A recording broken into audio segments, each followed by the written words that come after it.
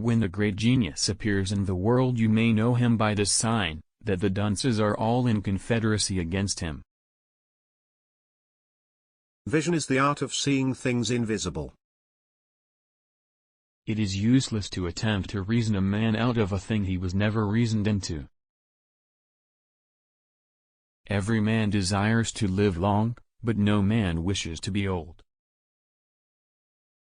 We have just enough religion to make us hate, but not enough to make us love one another. We have just enough religion to make us hate, but not enough to make us love one another. Laws are like cobwebs, which may catch small flies, but let wasps and hornets break through.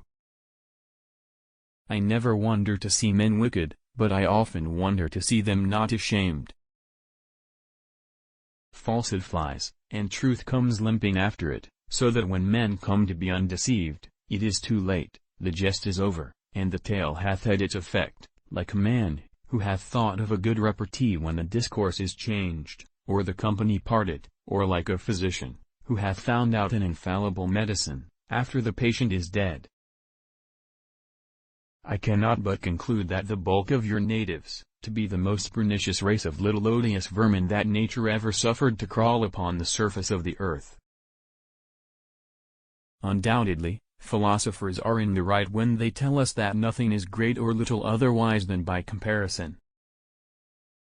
You should never be ashamed to admit you have been wrong. It only proves you are wiser today than yesterday. No wise man ever wished to be younger. Proper words in proper places make the true definition of style. The tiny Lilliputians surmise that Gulliver's watch may be his god, because it is that which, he admits, he seldom does anything without consulting. Satire is a sort of glass wherein beholders do generally discover everybody's face but their own, which is the chief reason for that kind reception it meets with in the world, and that so very few are offended with it. Happiness is the perpetual possession of being well deceived. For in reason, all government without the consent of the governed is the very definition of slavery.